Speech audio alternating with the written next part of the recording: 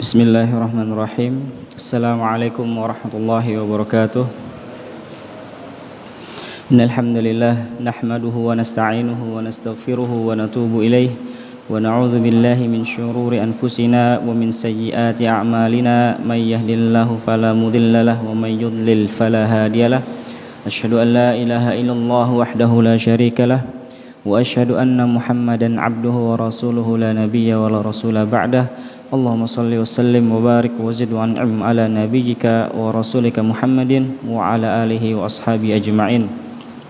Alhamdulillah, kita bersyukur kepada Allah Subhanahu wa taala. Puja dan puji hanya kepada-Nya sehingga kita masih diberikan kesempatan oleh Allah Subhanahu wa taala bernafas lebih lama, memiliki umur yang lebih lama, lebih panjang dalam rangka kita menunaikan hak-hak dan perintah-perintah Allah serta menjauhi apa yang menjadi larangannya. Umur kita di dunia ini adalah semata-mata hanya untuk mengabdi kepada Allah. Kita mencari keberkahan dari umur yang diberikan Allah kepada kita, sehingga umur kita menjadi umur yang berkah, penuh dengan ketaatan kepadanya. Kemudian salawat serta salam semoga tetap tercurah kita aturkan kepada Nabi besar Muhammad sallallahu alaihi wasallam yang telah membawa risalah Allah azza wa jal, sehingga syariat Allah bisa kita rasakan di muka bumi ini melalui perantara Nabi kita Muhammad sallallahu alaihi wasallam. Alhamdulillah, kita pada pertemuan kali ini melanjutkan kajian kita di dalam kitab Al-Kabair, dosa-dosa besar. Kita sudah mengambil pembahasan atau dosa besar yang ke-8 di pertemuan yang lalu, yaitu uququl walidain, durhaka kepada orang tua.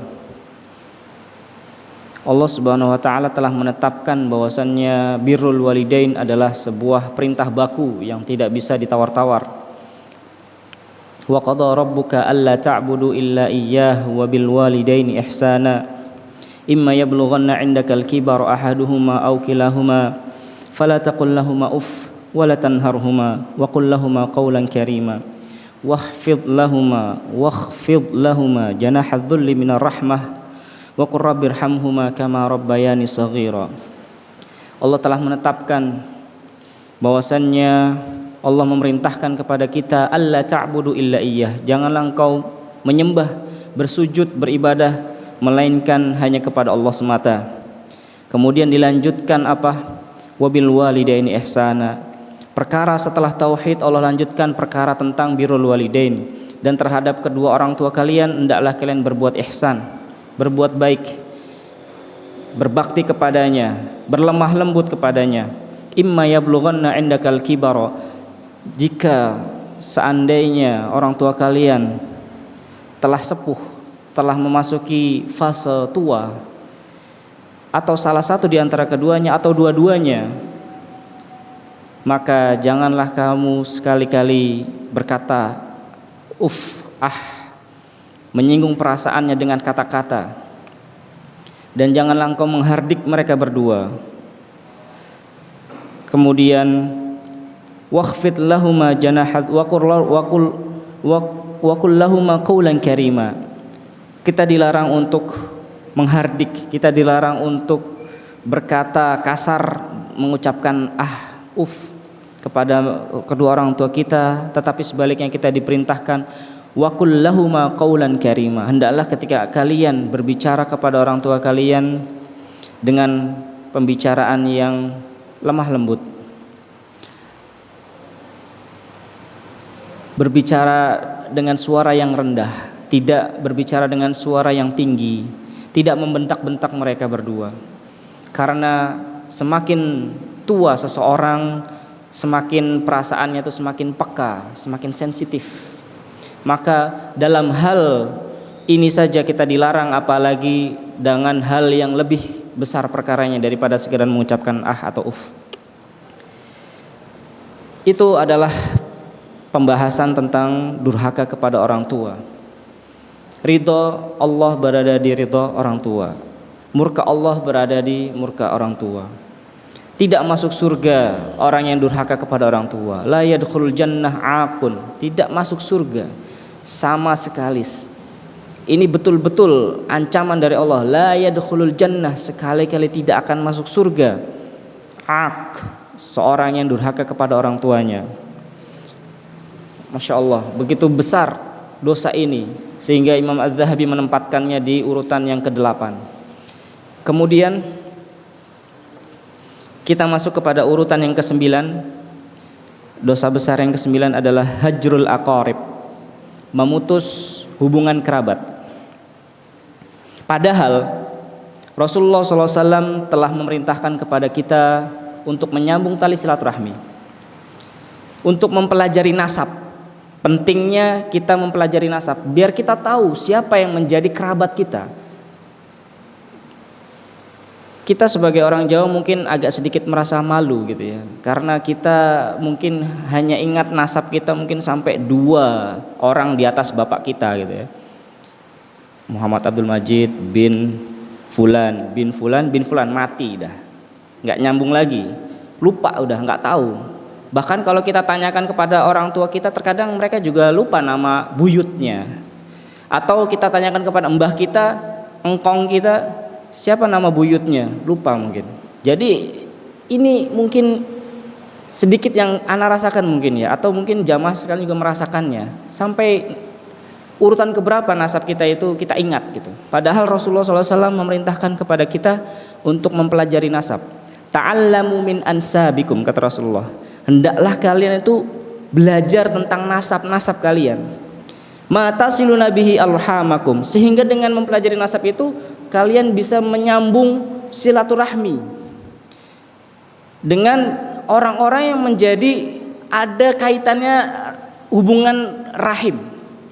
Silaturahmi itu maksudnya adalah menyambung ikatan rahim dengan pertalian nasab, dengan perkawinan. Nasab atau perkawinan. Jadi menyambung tali silaturahmi itu yang paling hakikat adalah menyambung ikatan rahim. Bukan ketika kita mengunjungi teman kita sedang menyambung silaturahmi. Memang itu bahasa Indonesia kita, kalau kita berkunjung satu sama lain bahasanya silaturahmi. Tetapi secara syariat maksud dari silaturahmi ini adalah menyambung ikatan rahim yang masih ada hubungan darah dengan kita. Rasul menyampaikan, memerintahkan kepada kita dengan perintah fi'il amr di sini. Ta'allamu min ansabikum ma tasiluna bihi arhamakum.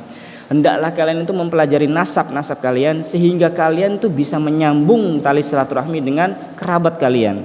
Kenapa? Fa inna silaturrahim mahabbatun fil ahl. 3 faedah yang bisa kita peroleh dari menyambung tali silaturahmi. Yang pertama, mahabbatun fil ahl, adanya rasa cinta kasih, menumbuhkan, menjadi sebab adanya cinta kasih di antara keluarga.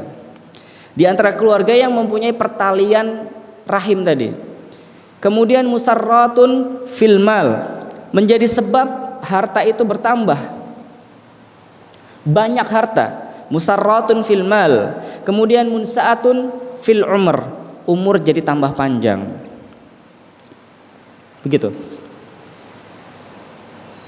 Di dalam riwayat yang lain juga Rasul memberitakan kepada kita, man ahabba atau man sarrahu an yubsata lahu fi atharihi wa in sa'alahu fi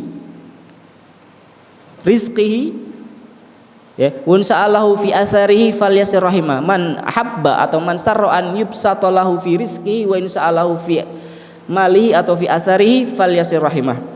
Barang siapa yang senang, ya, jika senang kalian di antara kalian itu senang untuk apa? Diluaskan rizkinya dan dipanjangkan umurnya, maka resepnya cuma satu: sambung tali silaturahmi. Baik, kita bahas dari pembahasan kita bahas buku ini dari Al-Kabirah At-Tasi'ah, ya, dosa besar yang ke-9. Mudah-mudahan waktu kita cukup untuk membahasnya karena juga tidak terlalu panjang. Imam Az-Zahabi memulai pembahasan dosa besar yang ke-9 ini dengan mengutip firman Allah, wattaqullaha alladzi tasaaluna bihi wal arham. hendaklah kalian itu takut kepada Allah, mempunyai sifat takwa kepada Allah, yang mana kalian itu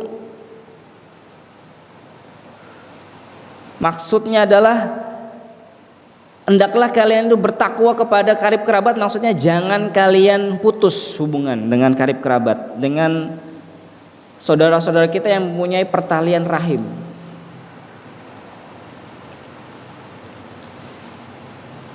Hendaklah kalian bertakwa kepada Allah, di mana kalian itu selalu meminta kepada Allah, ya, meminta, memohon, berdoa kepada Allah, meminta permintaan kepada Allah, dan juga kepada arham, karib kerabat kalian. Kita diperintahkan oleh Allah untuk bertakwa kepada Allah dan juga bertakwa kepada karib kerabat. Maksudnya apa bertakwa kepada karib kerabat? Jangan memutus hubungan dengan mereka, jangan mengisolir, ya, jangan menghajar, membiarkan, tidak peduli dengan kerabat kita sendiri, karib kerabat kita sendiri. Kemudian Allah Subhanahu wa taala juga berfirman di dalam ayat yang lain, fahal asaitum in tawallaitum an tufsidu fil ardi wa tuqatti'u arhamakum ulaika alladziina la'anahumullahu fa asammahum wa a'ma absarahum. Fahal asaitum in tawallaitum, maka apakah sekiranya ketika engkau berkuasa, engkau memulai jabatan, engkau berada di posisi yang lagi level di atas, engkau sedang kaya, engkau sedang sukses, maka apakah sekiranya jika kamu seperti itu, ya, sedang berkuasa, sedang sukses, sedang berada di atas, ya, kamu akan membuat kerusakan di muka bumi, antufsidu fil ard wa tuqatti'u arhamakum. Biasanya memang ketika orang itu sedang banyak harta, lupa daratan, dia gunakan harta itu seenaknya saja, dia buat untuk foya-foya. Wallah alam, mudah-mudahan kita tidak termasuk di antara orang-orang yang ketika diberi harta oleh Allah kemudian kita tidak amanah untuk membelanjakan harta tersebut. Tetapi memang kebanyakan orang seperti itu, berbuat kerusakan. Ketika orang yang bisa membuat kerusakan siapa? Yang punya kekuasaan biasanya, yang punya jabatan, dia berbuat seenaknya saja. Bisa kita rasakan dan memang terjadi di sekeliling kita seperti itu kejadiannya. Karena dia punya kekuatan tadi, kekuatan uang, harta. Maka apakah sekiranya kamu berkuasa, kamu membuat kerusakan di muka bumi dan, ya, wa tuqatti'u arhamakum, engkau memutus ikatan rahim dengan saudara-saudara yang ada di sekelilingmu, karib kerabatmu. Tampaknya memang seperti itulah tabiat manusia. Ketika sudah kaya dia lupa dengan adiknya sendiri, dengan kakaknya sendiri, dengan orang tuanya sendiri, dengan bibinya dari ibunya, bibinya dari ayahnya, pamannya dari ibunya, pamannya dari ayahnya, dan semuanya, keponakannya dan semuanya. Waliyadzubillah. Terkadang memang manusia seperti itu. Dia hanya mementingkan dirinya dan mungkin hanya terbatas pada keluarganya saja. Dia lupa mungkin ada adiknya sendiri yang lagi fakir, membutuhkan, tetapi dia tidak melihat. Dia hanya melihat kolega-koleganya saja, relasi bisnisnya. Dia lupa ternyata ada pamannya mungkin yang lagi membutuhkan, tetapi pamannya tersebut enggan atau tidak ingin meminta karena dia menjaga harga dirinya sehingga dia tidak meminta-minta. Siapa tahu? Dan itu memang terkadang terjadi di antara kita. Ini firman Allah sudah bisa menebak, sudah bisa memberikan peringatan. Ternyata manusia itu ketika sedang berkuasa, ketika sedang berada di atas, dia lebih potensi untuk membuat kerusakan itu lebih besar. Dan juga potensi untuk memutus ikatan rahim itu ternyata memang terjadi. Maka Allah ingatkan di sini, fahal asaitum in tawallaitum an tufsidu fil ardi wa tuqatti'u arhamakum ulaika alladziina la'anahumullah. Tetapi ingat, Orang yang seperti ini adalah mereka itu adalah orang-orang yang dikutuk oleh Allah. Perbuatan mereka seperti itu adalah perbuatan yang sangat dikutuk oleh Allah. Lalu Allah buat tuli pendengarannya dan dibutakan juga penglihatannya. Fa asammahum wa a'ma absarahum. Tuli pendengarannya, buta hatinya. Allah jadikan seperti itu. Bukan dalam artian yang sesungguhnya mungkin, tetapi dalam artian dia tidak bisa menerima lagi nasihat. Dia tidak bisa lagi melihat bahwasannya adiknya ini sangat membutuhkan bantuan dari dia, kakaknya, orang tuanya. Wal iyadu billah. Kemudian Allah Subhanahu wa taala berfirman di dalam kesempatan yang lain, alladzina yufuna bi ahdillahi wa la yanquduna al-mitsaq walladzina yasiluna ma amara Allah bihi an yusala wa yakhshawna rabbahum wa yakhafuna su'al hisab. Mereka orang-orang yang beriman adalah mereka yang yufuna bi ahdillah. Mereka menunaikan perjanjian dengan Allah. Maksudnya perjanjian dengan Allah apa? Tidak mensekutukan Allah. Berjanji kepada Allah untuk taat kepada Allah, untuk berislam dengan sepenuhnya, untuk menunaikan perintah-perintah Allah dan menjauhi larangannya. Dan wala yanqudunal mitsaq, dan tidak memutus perjanjian tersebut kepada Allah. Walladzina yasiluna ma amarallahu bihi ayyusala wa yakhshawna rabbahum. Orang-orang yang beriman itu adalah alladzina yasiluna ma amarallahu bihi. Mereka yang menyambung tali silaturahmi, yang mana silaturahmi ini adalah Allah perintahkan kepada mereka, sebuah perintah. Jadi jangan dianggap remeh, dosa besar. Makanya di sini masuk dalam rangkaian dosa besar. Ketika ada orang yang memutus ikatan rahim, karena ini adalah sebuah perintah. Allah memerintahkan kepada kita untuk menyambung tali silaturahmi. Kenapa kita memutuskan hubungan tali silaturahmi tadi?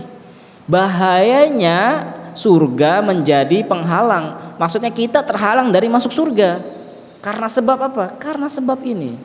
Ini dosa besar dan ini bukan sesuatu yang sepele. Perkara yang besar, dan ini adalah dosa besar, dan ini urutan yang ke-9 setelah durhaka kepada orang tua.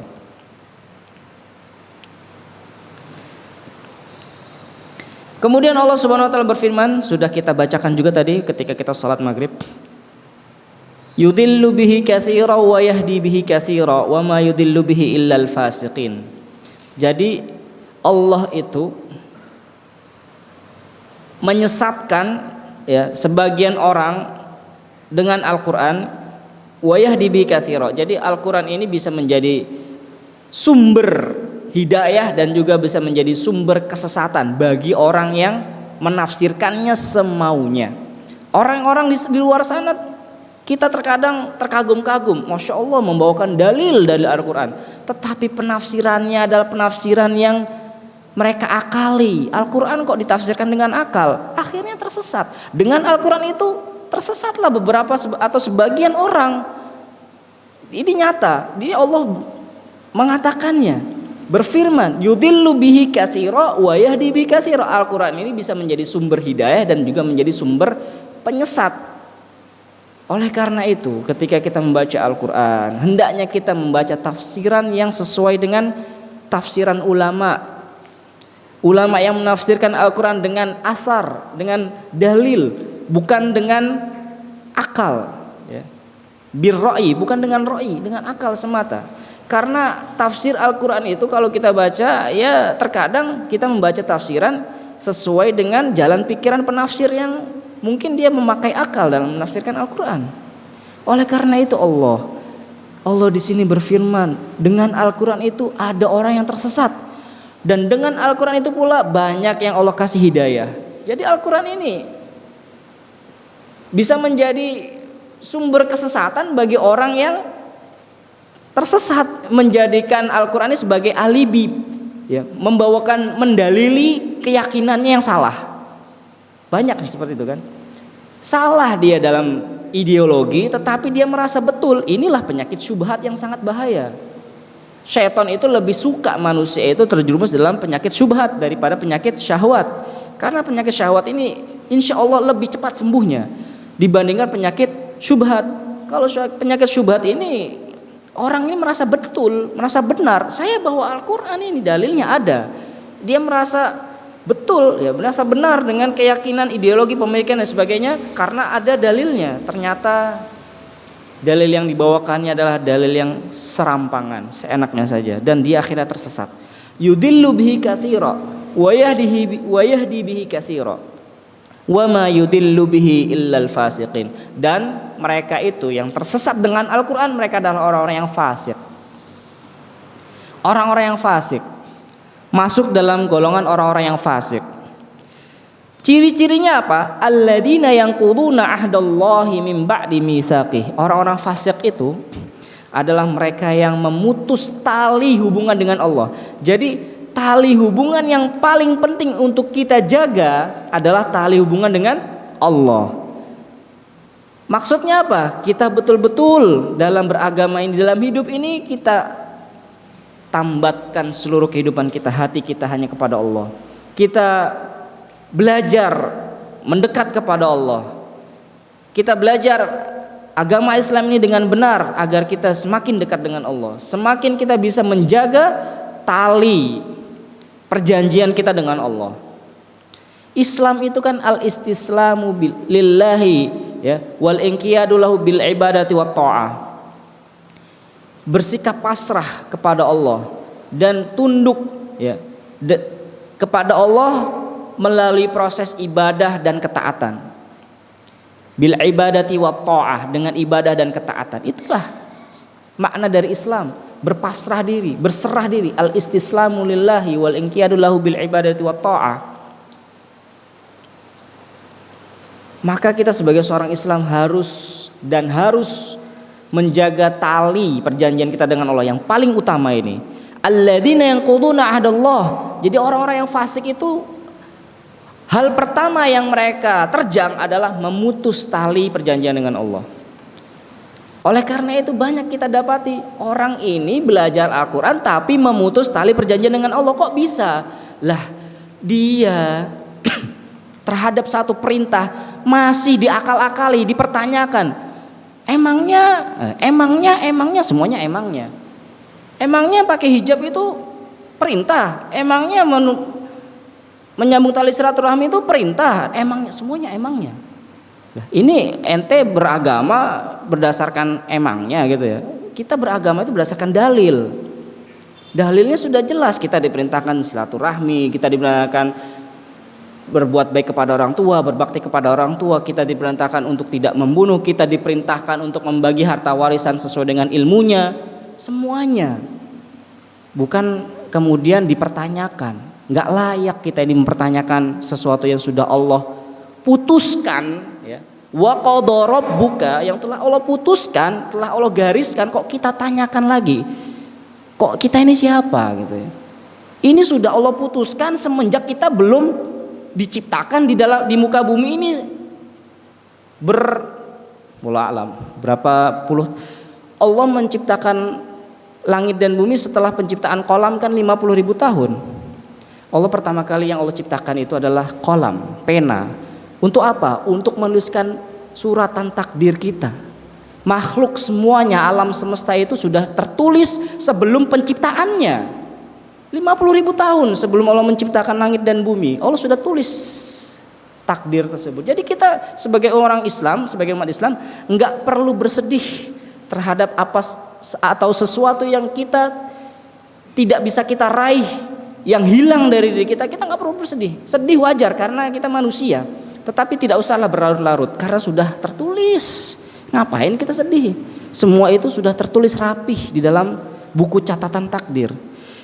Manusia punya bekal apa? Punya bekal gelar profesor, terus Anda kemudian semena-mena seenaknya aja mempertanyakan syariat Allah, nggak layak. Maka dari itu orang fasik pertama yang dia terjang adalah memutus tali perjanjian dengan Allah. Kemudian apa? Wa yaqta'una ma amarallahu bihi ayyusala wa yufsiduna fil ard. Sudahlah, kerusakan demi kerusakan itu akan terjadi ketika orang itu sudah tidak dalam koridor syariat, pasti. Ketika orang sudah menyimpang dari syariat, kerusakan demi kerusakan akan diperbuat oleh dia. Makanya kerusakan yang paling parah di muka bumi adalah kerusakan tentang kekafiran. Kafirnya orang manusia-manusia, kita semua manusia ini, ya, orang-orang kafir di sekeliling kita itu mereka adalah orang-orang yang rusak gitu. Dan pasti dia akan membuat kerusakan karena dia adalah orang-orang yang tidak beriman kepada Allah. Gimana mau berbuat islah orang di dalam pikiran dia aja nggak punya aturan, ya kan? Gimana coba? Nggak punya aturan kan, semua dihalalkan saja, terjang saja, membuat kerusakan di muka bumi. Ya mereka itu orang-orang kafir. Dan bahkan kita sebagai seorang muslim pun ikut gaya mereka yang merusak bumi ini, yaitu apa? Ini tadi, memutus tali silaturahmi. Allah perintahkan untuk menyambung tali silaturahmi, tetapi mereka memutus tali silaturahmi. Orang-orang fasik. Makanya tadi sebelumnya di ayat awal Imam Dzahabi membawakan kan, biasanya orang-orang yang berbuat kerusakan itu adalah orang-orang yang berkuasa. Fahal asaitum in tawallaitum fil ardi an tufsidu fil ardi wa tuqatti'u arhamakum. In tawallaitum an tufsidu fil ardi wa tuqatti'u arhamakum. Jadi satu paket. Orang-orang yang waliyadzubillah, mudah-mudahan tidak semua ya, tetapi kebanyakan memang orang yang berkuasa itu orang yang punya posisi, orang yang kaya dan sebagainya, mereka lupa. Mereka akhirnya berbuat semena-mena, berbuat kerusakan, memutus silaturahmi. Kenapa? Mungkin saja saudaranya mengingatkan tentang keburukan-keburukannya, akhirnya dia akhirnya Allah apa? Ulaikal ladzina la'anahumullahu fa asammahum wa a'ma absarahum. Memang betul Allah jadikan mereka itu tuli dan buta. Tuli dari mendengarkan nasihat orang. Siapa tahu tadi orang-orang yang mengingatkan tadi adalah kerabat dekatnya, adiknya, orang tuanya, tetapi dia dengan posisi tadi membuat dia lupa. Ya sudah, terjadilah apa yang terjadi. Diisolir mungkin adiknya. Ya tidak diperhatikan lagi. Tidak berbelas kasih dengan adiknya mungkin yang sangat membutuhkan, atau orang tuanya yang sudah tua, yang sudah tidak mempunyai daya untuk mendapatkan penghasilan, dia biarkan begitu saja. Maka di sini kata Imam Adz-Dzahabi, a'dhamu dzalik, hal yang paling besar yang terjadi ketika memutuskan tali silaturahmi adalah tali hubungan dengan Allah tadi, tali perjanjian. Maka di awal tadi disebutkan kan, orang-orang fasik itu cirinya alladzina yanqudunal ahdallah, yanquduna ahdallahi min ba'di mitsaqihi wa yaqta'una ma amarallahu bihi. Mungkin dia dulu sebelum menggapai atau mencapai meraih posisi yang sekarang, dulu dia sangat taat. Maka di sini dikatakan min ba'di mitsaqihi. Setelah sebelumnya dia membuat perjanjian dengan Allah, menjadi seorang muslim yang taat, kemudian Allah uji dia dengan harta, tetapi dia tidak lulus dengan ujian tersebut. Dia gagal, akhirnya dia malah memutus tali perjanjian dengan Allah. Ini yang paling utama, ini yang paling bahaya. Kemudian akhirnya merembet kepada yang lain, tali hubungan, tali perjanjian dengan Allah aja dia putus, apalagi dengan sesama makhluk, gampang saja. Membuat kerusakan di muka bumi, gampang saja. Dia tinggal perintahkan A, B, C, selesai. Dia punya posisi, dia punya kekuasaan. Di dalam hadis sahihain wa fi sahihain anna Rasulullah sallallahu alaihi wasallam qala la yadkhul jannah qati'ur rahim. Tidak masuk surga orang yang memutus ikatan rahim. Maka barang siapa yang memutus ikatan rahim, karib kerabatnya dia yang lemah, du'afa, kemudian dia hajar dia isolir, wa hajarahum wa tukabbir alaihim, dia bersifat takabur, sombong kepada mereka, walam yasilhum, dan tidak dia sambung hubungan tadi, padahal dia posisinya adalah kaya, dia orang kaya, tetapi dia apa? Dia putus ikatan rahim, hubungan silaturahmi dengan karib kerabatnya yang lemah ya. Kemudian dia isolir, dia hajar, dia abaikan, dia tidak pedulikan kondisi mereka, dia bersikap takabur kepada mereka. Maka orang yang seperti ini masuk dalam ancaman ini. La yadkhulul jannah qati'ur rahim. Tidak masuk surga orang yang memutus ikatan rahim. Dia kaya, kemudian adik, kakak, orang tua, paman yang sudah kita sebutkan tadi dalam keadaan lemah, dalam keadaan miskin, dia isolir mereka, dia tidak sambung hubungan dengan mereka, masuk dalam ancaman hadis ini. La yadkhulul jannah qati'ur rahim. Tidak masuk surga orang yang memutus ikatan rahim. Haram bagi dia masuk surga. Mahrumun, kata Imam Zahabi, min dukhulil jannah, dari masuk surga. Kapan dia bisa masuk surga? Ya, diberi kesempatan oleh Allah untuk bisa masuk surga. Ini penghalang kan. Jadi ada banyak hal yang akhirnya kita terhalang dari surga. Salah satunya ini.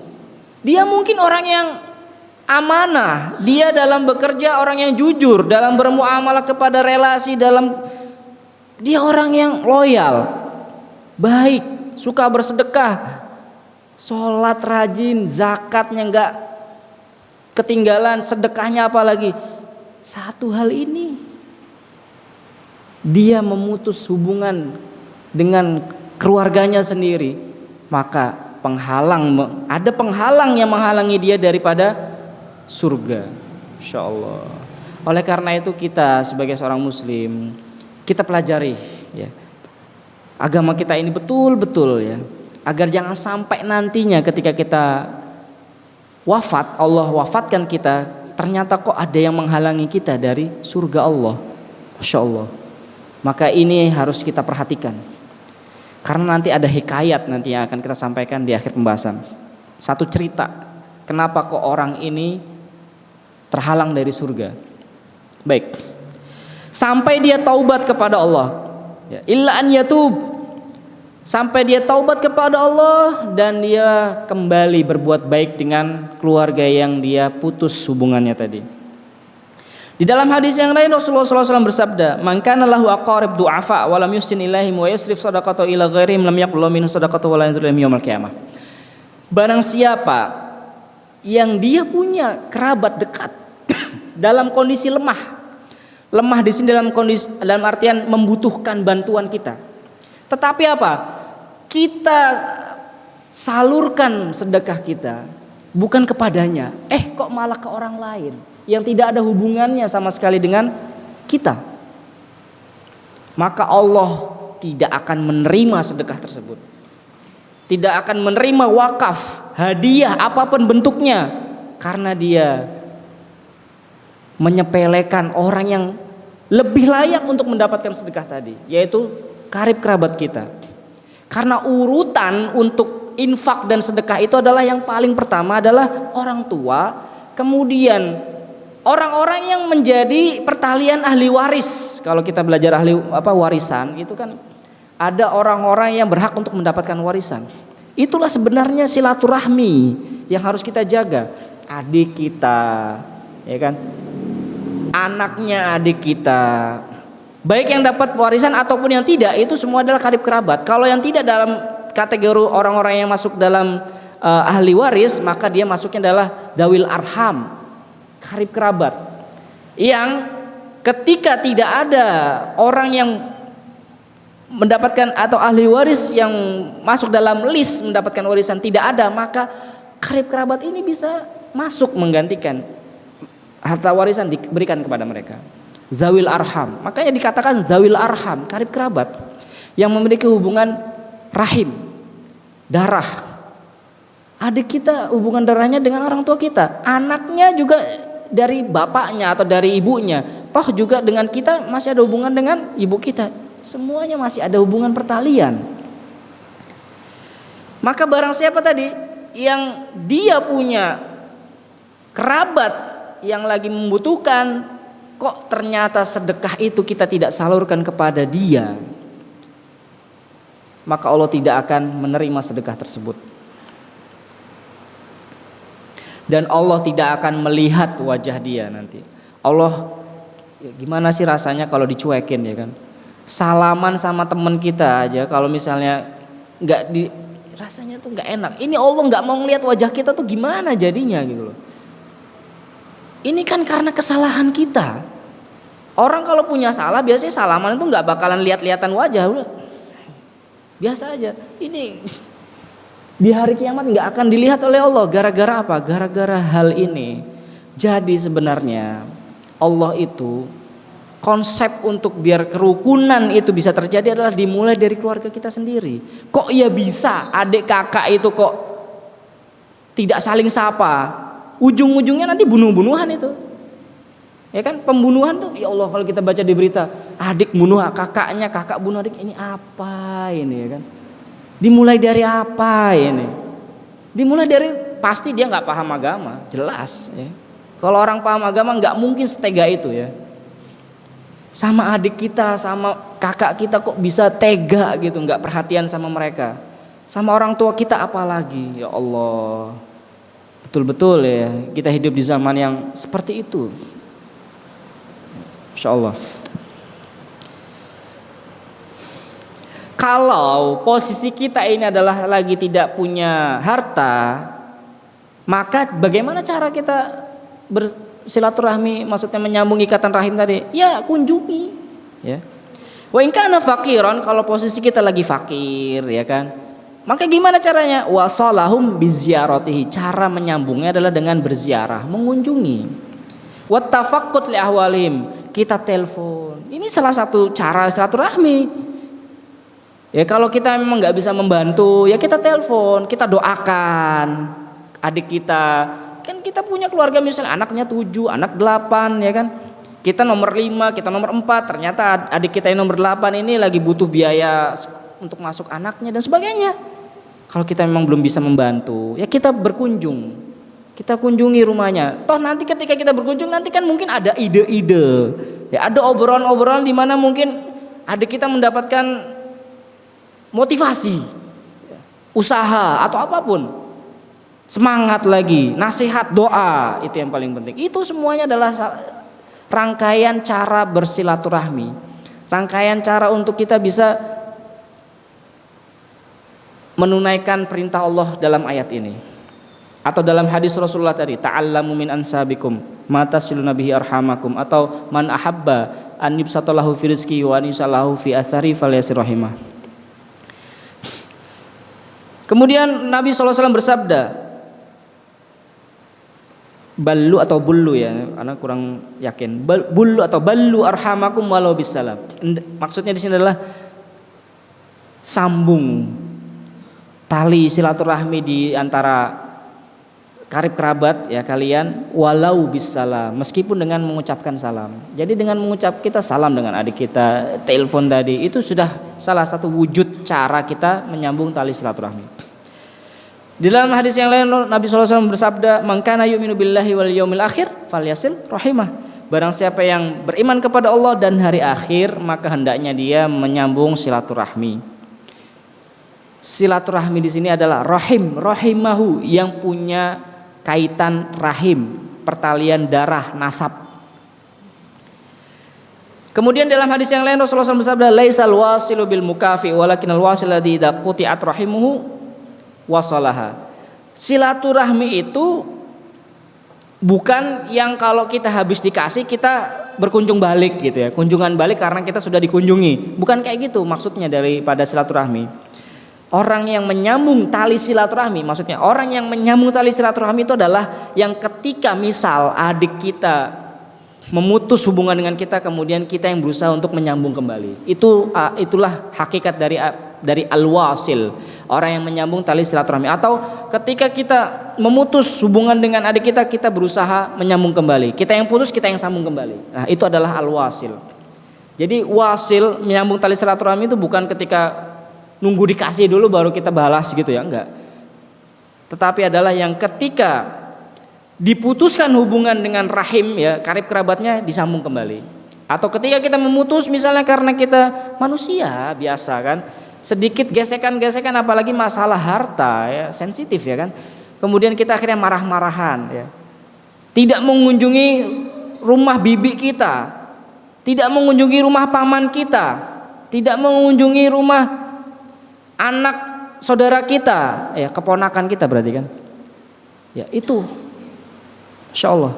Maka kita sambung kembali. Kita lanjutkan. Kemudian Nabi SAW bersabda dalam ini satu hadis qudsi ya. Yaqulullah ta'ala, ciri-ciri hadis qudsi adalah yaqulullah ta'ala seperti firman gitu ya. Anar Rahman wa hiyar Rahim. Faman wasalaha wasaltuhu wa man qata'aha qata'tuhu. Aku ini adalah Ar-Rahman kata Allah. Aku punya sifat yang namanya Ar-Rahman. Maksud dari Ar-Rahman ini adalah Rahman, belas kasih. Maksudnya adalah Ar-Rahim, kasih sayang yang punya. Jadi kita ini kan asalnya kan dari satu makhluk, Nabi Adam. Kita ini semuanya hakikatnya bersaudara. Tetapi karena kita tadi itu nggak tahu lagi nasab kita udah putus sampai yang keberapa, akhirnya kan kita nggak tahu kan. Ya memang sih itu salah satu sunatullah. Memang manusia bertebaran di muka bumi ini, akhirnya mungkin cuman kenal ya nasabnya cuman sampai berapa tahunnya begitu. Tetapi kalau kita runut-runut kan toh kita juga jadi satu asal dari manusia yang satu dengan istrinya, Adam dengan istrinya. Itulah awal asal muasal daripada kita sebagai manusia. Maka dari itu Allah sangat menginginkan, sebenarnya Allah itu menginginkan agar manusia di muka bumi ini saling menyayangi, saling membantu, saling menyambung silaturahmi. Karena emang hakikatnya kita berasal dari satu, kemudian menyebar kemana-mana. Ya, sebagaimana kita sebagai orang tua ingin anak-anak kita itu rukun kan, ya enggak? Kita punya anak 3, 4, 5, itu apa sih yang kita minta dari mereka? Nah, hendak anak kamu itu harus saling bantu membantu, ya, satu sama lain kan begitu. Sama dengan Allah yang menciptakan kita tuh menginginkan itu terjadi, tetapi ya kita hidup di dunia ini banyak faktor-faktor ya akhirnya menyebabkan kita ya terjadilah apa yang terjadi, ya bunuh-bunuhan, ya. Kemudian mengisolir, keluarganya diisolir, dijauhkan, tidak dihubungi dan sebagainya. Faktornya banyak dan terutama memang faktor dari syaitan tadi ya, yang musuh kita abadi yang selalu menebar kebencian dan membuat kerusakan di muka bumi memang betul ya. Dan apalagi hawa nafsu kita sebagai manusia, kita jauh daripada cahaya agama, jadi ya udah komplit. Oke. Barang siapa yang menyambung tali silaturahmi, maka aku sambung dia, aku perhatikan dia, aku peduli dengannya. Waman qata'aha qata'tu. Jadi kalau kita ingin hubungan kita dengan Allah itu lancar-lancar saja, Allah memperdulikan kita, Allah tidak mengisolir kita, tidak mencuekkan kita, maka hendaknya kita memperdulikan karib kerabat kita, ikatan rahim yang ada di sekeliling kita. Ini adalah janji Allah. Kalau kita ingin hidup kita itu diberkahi, rahmat Allah turun ya dalam satu keluarga, dalam satu wilayah, satu RT, naik satu RW, naik lagi satu desa, satu kecamatan, sampai satu negara. Kalau rahmat Allah ingin menetap di dalam negeri itu, maka hendaknya kita menyambung tali silaturahmi dengan karib kerabat kita. Satu lagi sebelum kita membaca hikayat. Diriwayatkan dari Abi Hurairah radhiyallahu anhu bahwasanya satu ketika Abu Hurairah ini sedang mengkaji hadis Rasul ya. Abu Hurairah kan pakar hadis, jelas hadis yang paling banyak orang yang atau sahabat yang paling banyak meriwayatkan hadis adalah Abu Hurairah. Dia menyampaikan dalam majelisnya, menyampaikan kepada orang-orang yang belajar kepada Abu Hurairah, uharriju ala kulli qati rahim. Aku ini merasa sesak dada, hatiku nggak enak, nggak tenang. Jika ada di antara murid-muridku ini, orang-orang yang ikut bermajlis kepadaku, ada orang yang memutus ikatan rahim sampai dia pergi dari antara kita, mengingatkan kepada jamaahnya.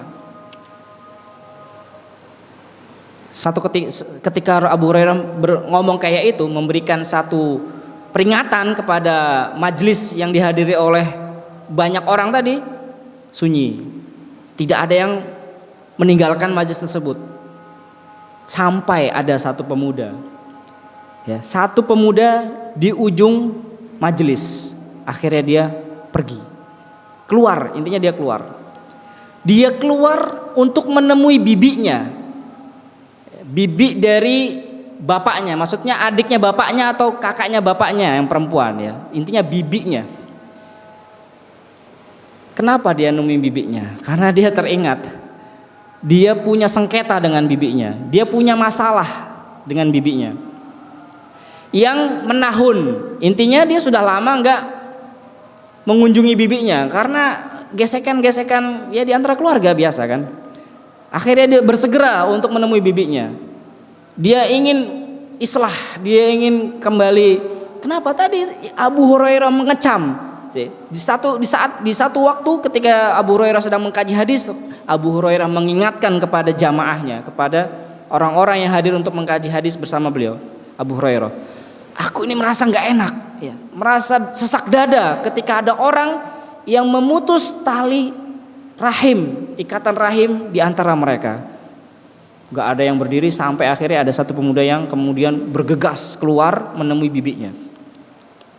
Sampailah dia di rumah bibinya, kemudian dia ceritakan tadi.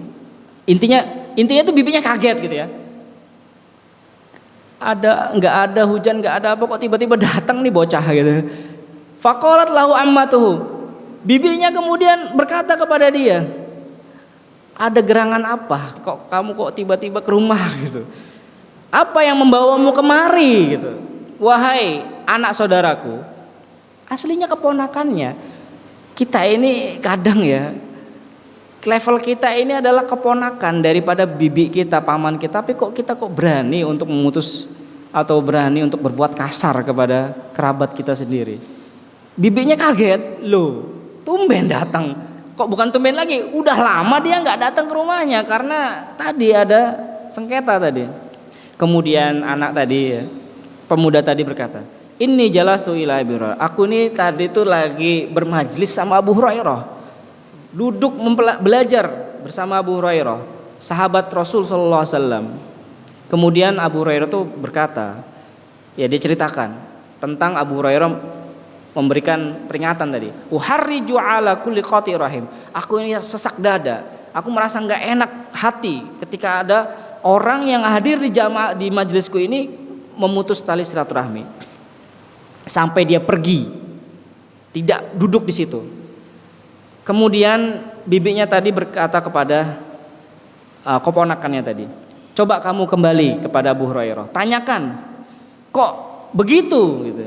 Kenapa Abu Hurairah mengucapkan peringatan seperti itu, ancaman seperti itu? Akhirnya si keponakan tadi bergegas menemui Abu Hurairah dan dia ceritakan kepada Abu Hurairah tentang apa yang terjadi antara dirinya dengan bibinya. Dan kenapa kok Abu Hurairah mengucapkan pernyataan seperti itu gitu. Kemudian apa kata Abu Hurairah? Faqala Abu Hurairah, inni sami'tu Rasulullah sallallahu alaihi wasallam yaqul, aku pernah mendengar Rasulullah sallallahu alaihi wasallam itu bersabda, innar rahmah, sesungguhnya rahmat Allah itu la tanzil, tidak akan turun ala qaumin, kepada suatu kaum, fihim qati'ur rahim, yang mana di antara mereka itu ada orang yang memutus tali silaturahmi. Jadinya majelis yang diajarkan oleh Abu Hurairah itu nggak akan mendapatkan rahmat, tidak ada berkah-berkahnya. Kenapa? Karena ada orang yang hadir di situ yang punya masalah dengan keluarganya. Masya Allah, segitunya Abu Hurairah takut, ya, takut tidak ada berkah dalam majelisnya, takut tidak ada rahmat turun di dalam masjidnya. Padahal Allah sudah mengatakan kan, nazalat alaihimus sakinah wa ghasyiyatuhumur rahmah, dalam satu majelis kan, rahmat Allah itu akan menaungi, turun ketenangan, rahmat Allah akan Allah turunkan, Allah naungi siapa saja yang lagi bermajlis belajar agama, mempelajari syariat Allah. Tetapi di sini Abu Hurairah teringat dengan hadis Rasulullah SAW, inna rahmata la tanzil ala qaumin fihim qati'ur rahim. Rahmat Allah tidak akan turun kepada satu kaum di mana di antara mereka ada yang memutus tali silaturahmi. Baik, kita lanjutkan kembali pembahasan kita. Sebelum kita menyudahi pembahasan kita bawakan sedikit hikayah yang ada di kitab Al-Kabair ini, dengan harapan mudah-mudahan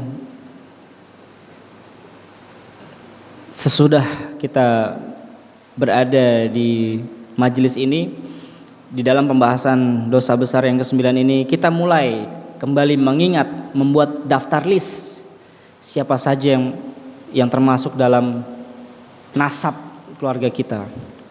Siapa adik-adiknya ayah kita, siapa adik-adik kita. Mungkin kita hidup ini sudah terpisah jauh jarak antara kita dengan adik kita, dengan kakak kita, dengan paman dari ayah, paman dari ibu, bibi dari ayah, bibi dari ibu. Kita mulai kembali membuat list. Ya Allah, sudah sekian lama mungkin kami tidak mengunjungi keluarga bibi kita, keluarga adik kita. Intinya kita berusaha untuk kembali melihat apakah kita punya masalah dengan mereka. Jangan sampai ya, dengan adanya masalah tersebut ternyata mungkin adik kita dan siapapun yang menjadi pusaran ya, karib kerabat di sekeliling kita merasa tersakiti ya, dengan kata-kata kita, dengan tingkah laku kita. Kita nggak sadar ternyata mereka sakit hati dengan kita. Kita mulai kembali membuat daftar perencanaan, mungkin kita mengunjungi paman kita, kita mengunjungi bibi kita. Kita berdoa saja kepada Allah, ya Allah, bibi saya kok jauh di sana ya. Tapi kok saya pengen ke sana ya, tinggal berdoa saja. Siapa tahu nanti memang ada kesempatan ya, yang tidak diduga-duga kita akhirnya bisa ke daerah yang dimana bibi kita tinggal, paman kita tinggal, adik kita, orang tua kita dan sebagainya. Baik, kita tutup kajian kita dengan hikayah, satu hikayat bahwasannya diceritakan ya, meskipun ya hikayat ini adalah hikayat bohong ya, karena memang kebanyakan kalau sudah ya kayak cerita-cerita di Indonesia ada legenda apa maling kundang lah, legenda apa ya, namanya juga legenda gitu. Kalau ditelusuri ternyata memang itu adalah cerita-cerita yang populer tapi sejatinya mungkin tidak ada gitu ya. Tapi nggak apa-apa, kita baca aja. Diceritakan, memang kadang-kadang cerita itu hanya untuk diambil pelajarannya, untuk menyambungkan antara hadis ini dibuatlah cerita gitu ya. Hadis tentang memutus tali silaturahim ini kan begitu fatal ya. Akhirnya mungkin dibuat satu hikayat gitu. Diceritakan bahwasanya satu ketika ada satu orang kaya yang lagi haji, menjalankan ibadah haji ke Baitullah. Ketika dia sudah sampai di Mekah, dia membawa harta yang banyak. Dia titipkan harta tadi berupa 1000 dinar, ya, uangnya itu 1000 dinar kepada seorang yang dianggap amanah untuk bisa dititipkan tadi. Intinya ketika sudah sampai Mekah dia mohon titip duit. Ya, kalau kita sekarang kan bank ya. Kalau dulu mungkin titipnya ke orang gitu kan, yang bisa dipercaya. Orang soleh yang bisa dipercaya amanah untuk bisa dititipkan. Intinya dia nitip duit itu sampai dia selesai wukuf gitu. Tenggat waktunya itu ya simpelnya, Mas atau Pak, saya titip duit ini sampai saya selesai wukuf gitu. Ya mungkin biar nyaman kan, namanya orang wukuf masa bawa-bawa harta gitu kan nggak nyaman. Sampai setelah wukuf di Arafat. Setelah dia selesai menunaikan hajatnya, dia wukuf di Arafah dan kembali ke Mekah. Ternyata orang yang diamanai tadi meninggal. Meninggal orang yang tadi, yang dititipin duit tadi. Dia kemudian bertanya kepada penduduk sekitar Mekah tentang hartanya. Siapa tahu dititipi pesan gitu kan. Tapi penduduk sekitar atau orang-orang tetangga orang tadi itu nggak tahu tentang masalah kalau dia itu permasalahan atau hal-hal yang berkaitan dengan harta si orang tadi. Intinya dia nggak sampai sempat berpesan kepada tetangga, bahkan sampai anaknya pun di kisah ini juga nggak dikasih tahu. Kemudian dia mendatangi ulama. Ya, ulama Mekah waktu itu menceritakan tentang keadaan dia dan hartanya tadi. Intinya dia datang membawa harta untuk dititipkan, ya mau wukuf dulu, selesai wukuf mau diambil, meninggal gitu ya. Kemudian apa kata ulama Mekah itu ya, namanya cerita legenda ya. Idza kana nisful lail fa'ti zamzam wanzur fih. Nanti malam-malam ya, kamu coba datangi sumur Zamzam dan melongok tuh ke dalam sumur tadi. Ngapain? Manggil nama fulan tadi yang dititipin, namanya siapa misalnya gitu ya, Muhammad gitu. Saya titip uang kepada Muhammad. Nanti kamu datang ke sumur Zamzam, woi Muhammad gitu, sambil teriak gitu. Kalau dia memang menjadi penduduk surga, ahlu surga ya, min ahlil jannah, maka dia nanti ada jawaban dari sumur Zam-Zam tadi. Balik, ya gitu ya. Woi Muhammad, woi gitu ya. Terus kemudian akhirnya dia laksanakan tadi apa yang menjadi petuah ulama Mekah tadi. Dia datang ke sumur Zam-Zam di malam hari. Teriak-teriak manggil namanya nggak ada jawaban. Waduh, repot lagi nih. Akhirnya dia datang lagi ke ulama tadi. Dia ceritakan. Terus kata ulama tadi, innalillahi wa inna ilaihi rajiun. Kami takutnya orang yang kamu amanai duit tadi ini bukan dari penduduk surga tapi penduduk neraka, ahlun nar. Oke, nggak ada jawaban kan di sumur Zam-Zam? Nggak ada. Kalau gitu kamu pergi ke tanah Yaman sana. Di sana ada sumur yang namanya Barhut atau Burhut. Ya, dinamakan sumur Barhut. Kenapa sumur itu punya aji-aji ya, punya apa ya? Punya keistimewaan. Kenapa? Karena sumur ini nih letaknya di tepi jahanam. Lihat, kamu lakukan apa yang kamu lakukan tadi di sumur Zam-Zam. Lihat, datangi malam hari, lihat ke dalam gitu sambil teriak namanya tadi. Akhirnya dia ke Yaman. Dia nanya orang-orang ya, penduduk Yaman, di mana itu letak sumur Barhut itu? Ya, dikasih tahu. Akhirnya dia datang ke sumur tadi malam hari. Dia tengok ke bawah, dia panggil nama fulan tadi. Ada jawaban. Insya Allah ada jawaban. Akhirnya dia komunikasi. Woi, ditaruh di mana hartaku? Gitu. Aina dhahabi, mana emasku 1000 dinar? Katanya. Kata suara dari dalam sumur tadi, aku tanam ya, aku kubur hartamu itu ya di salah satu sudut rumahku, ya nggak disebutin ini. Dan aku belum sempat cerita kepada anakku. Intinya saking amanahnya dia tanam, dia simpan ya harta yang dititipkan tadi di salah satu sudut rumahnya, sampai anaknya aja nggak tahu. Insya Allah. Saking dia amanahnya gitu ya. Anaknya nggak tahu, apalagi tetangganya gitu. Kemudian dia datang, ya, dia datangi apa yang menjadi jawaban tadi. Akhirnya dia kembali lagi ke Mekah sana. Ya, Mekah, Yaman, Mekah balik lagi. Habis berapa waktu nggak tahu ya. Zaman dulu ya. Kalau zaman sekarang mungkin cuma 1 jam atau 2 jam. Kamu datangi itu rumahku sana, Cak, gali ya di titik anu gitu ya. Tapi nggak disebutin ini. Pokoknya salah satu sudut rumahnya. Kamu pasti dapat deh tuh, hartamu tak simpen di situ. Kemudian ngobrol. Oke, satu masalah selesai. Masalah kedua, kok ente kok saya dengar suaranya di sini gitu ya, bukan di sumur Zam-Zam gitu. Kok bisa gitu? Apa yang menyebabkanmu seperti ini? Padahal kami melihatmu itu orang yang amanah, orang yang Masya Allah, di mata kadang-kadang kita itu di mata orang-orang itu orang yang soleh gitu ya, orang yang amanah sama rekan kerja sama ya Allah, tetapi ternyata diri kita ini sama keluarga sendiri jahat gitu ya Allah, waliyadzubillah. Jangan sampailah kita dipandang orang baik tetapi ternyata dipandang keluarga sendiri sebaliknya, Allah, waliyadzubillah. Jangan sampai. Banyak ya orang itu memandang kita itu seperti itu, tetapi ternyata kita di mata istri kita sendiri misalnya, atau di mata anak kita ada pribadi yang jahat. Masya Allah. Oke, katanya apa? Aku dulu itu punya adik perempuan miskin. Aku isolir dia, aku nggak peduli dengan dia. Ya, aku tidak berbelas kasih kepadanya. Aku dulu kaya. Ya, tadi ya, dengan kekayaan tadi, dengan posisi dia kurang memperhatikan saudarinya sendiri. Maka Allah menghukumku dengan cara seperti ini. Allah merendahkanku dengan seperti ini.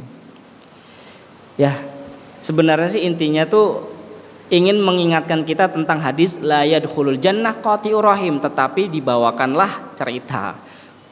Ya, meskipun di sini dikatakan ceritanya ini adalah hikayah makdzubah, hikayat yang dusta, bohong gitu ya, legenda aja gitu. Tetapi ya paling tidak kita ngambil pelajaran gitu ya. Jangan terus kemudian hikayat ini diceritain ke orang lain, ya nggak apa-apa sih, cuman kan kita bisa, ini dapat dari mana ceritanya? Dari Imam Zahabi. Oh, kasihan juga Imam Zahabi ini ya.